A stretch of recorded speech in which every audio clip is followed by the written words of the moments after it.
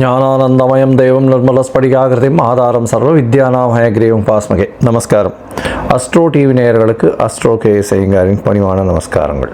வார பலன் 27/5/2024 2/6/2024 வரலும் உண்டான வாரத்திற்கு என்னென்ன பலன்னு மேஷம் முதல் மீனம் வரை உண்டான ராசிகளுக்கு என்ன பலன்னு பார்ப்போம்.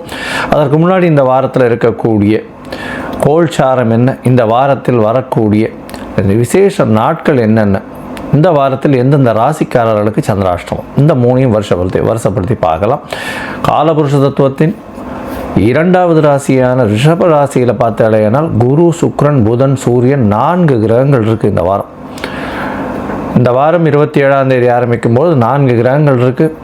கேது பகவான் ராசிக்கு 6ஆம் இடத்துல, அதாவது காலபுருஷ தத்துவத்தின் 6ஆம் இடம் அப்படின்னு சொல்லக்கூடிய கன்னி ராசியில் கேதுவும், கும்பத்தில் சனி பகவானும், மீனத்தில் ராகுவும் செவ்வாயும் இருக்கா.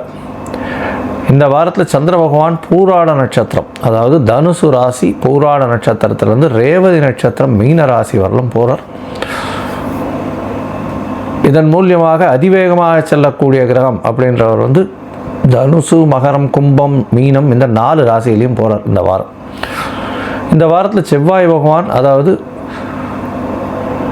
மீன ராசியில் இருக்கக்கூடிய செவ்வாய் 31/5/2024 அன்னைக்கு மேஷ ராசிக்கு பெயர்றார். இது மாத கிரக பயிற்சி இருந்தாலும் இந்த வாரத்தில் வருது.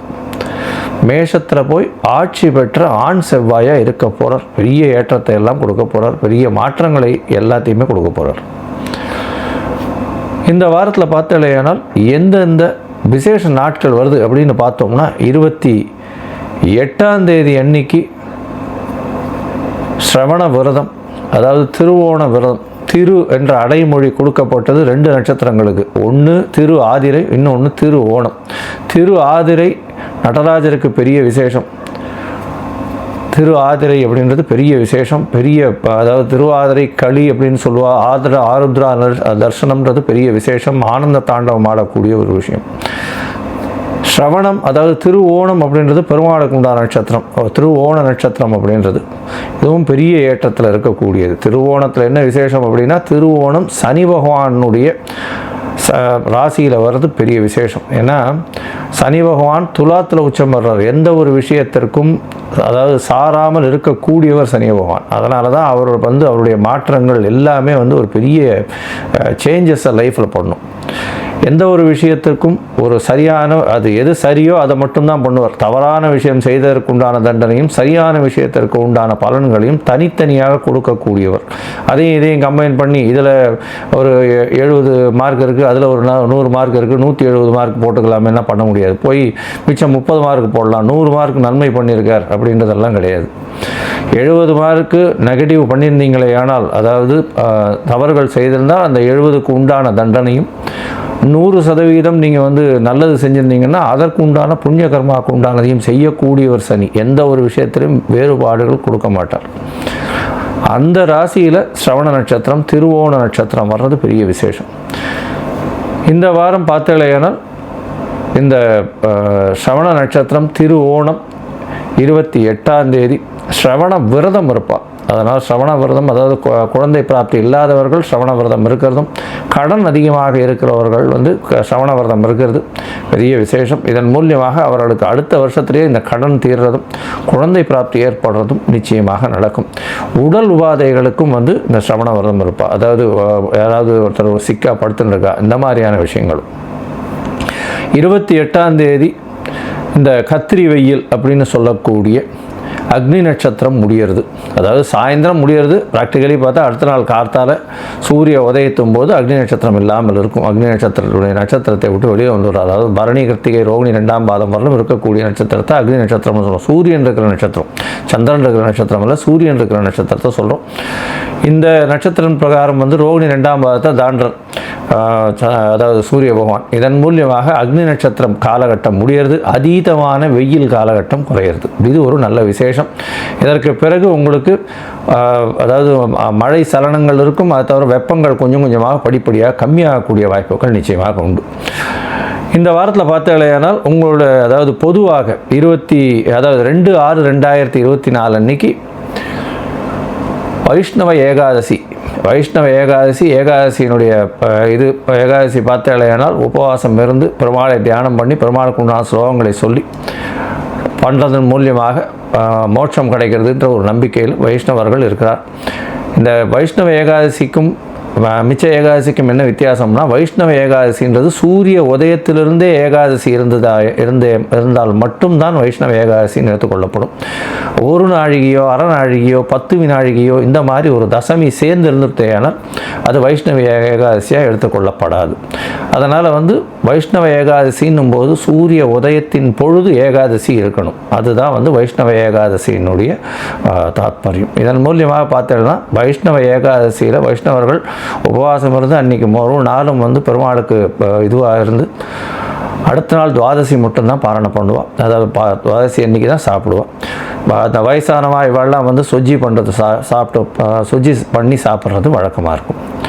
சரி, இந்த வாரம் எந்தெந்த ராசிக்காரர்களுக்கு சந்திராஷ்டமம் அப்படின்னு பார்த்தோம்னா, ரிஷபம், மிதுனம், கடகம், சிம்மம், இந்த 4 ராசிக்காரர்களுக்கு சந்திராஷ்டமம்னா உங்களுடைய ராசிக்கு 8ஆம் இடத்துல சந்திர பகவான் போகிறத சந்திராஷ்டமம்னு சொல்கிறோம்.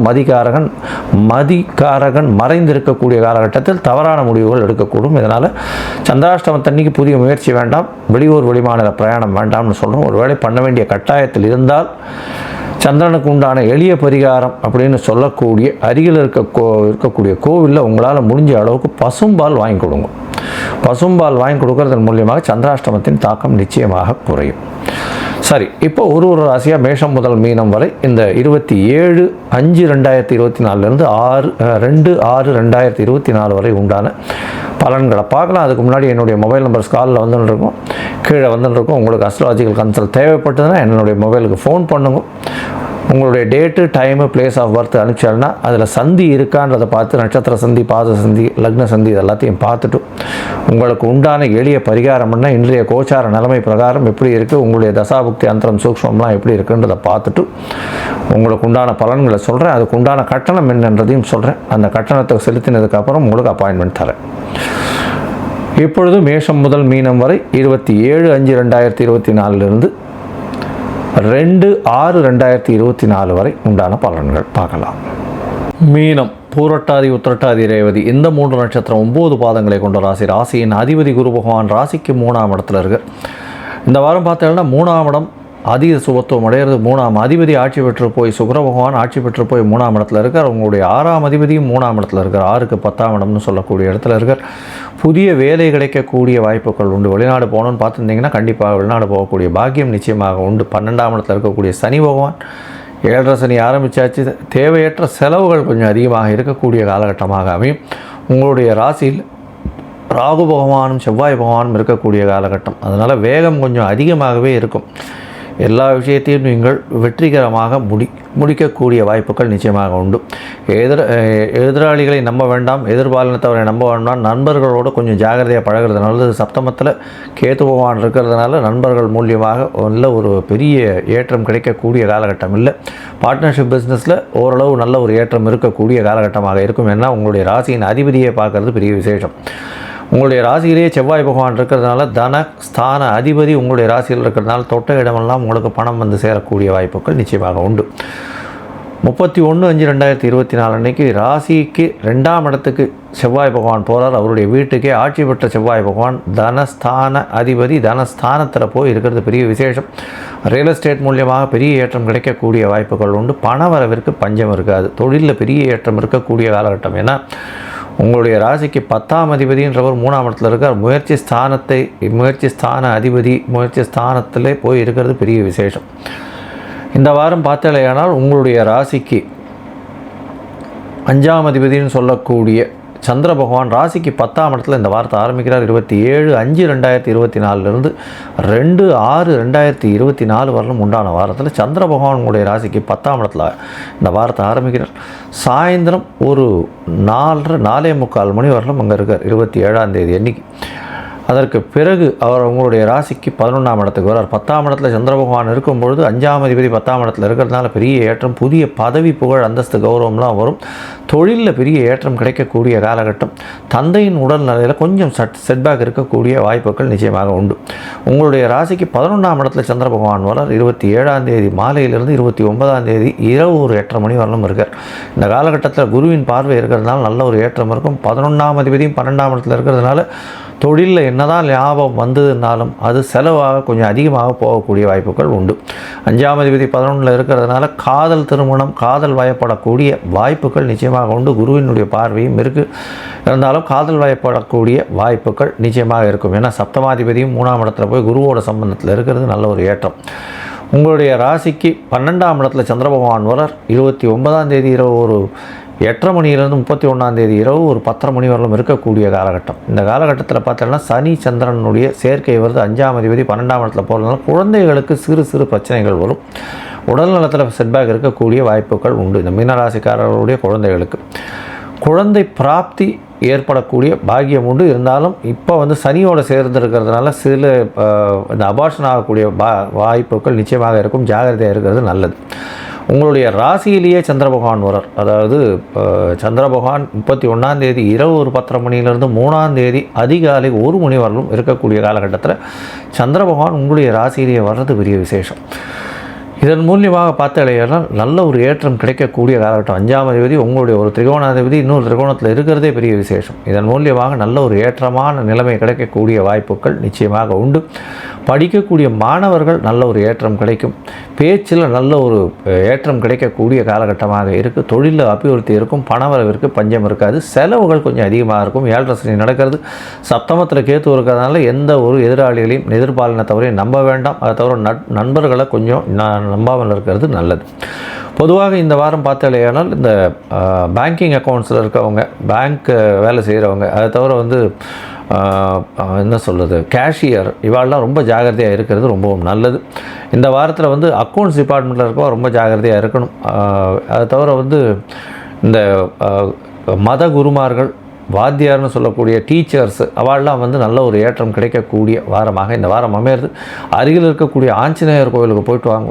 ஆஞ்சநேயர் கோவிலுக்கு போய்ட்டு ஒரு வெண்ணக்காப்பு சாத்திட்டு வர்றதன் மூலியமாக உங்களுக்கு எல்லா விதமான வந்த பிரச்சனைகளும் வரக்கூடிய பிரச்சனைகளும் தள்ளி போகும். அதை தவிர இந்த மூக்கு கடலை வாங்கி நைவேத்தியம் பண்ணி அது ஆஞ்சநேயர் கோவிலில் வியாழக்கிழமை கொடுங்க. நல்ல ஒரு ஏற்றம் கிடைக்கக்கூடிய வாய்ப்புகள் மிகவும் அதிகம். லோகா சமஸ்தா சுகினோ பவந்து. நன்றி, நமஸ்காரம்.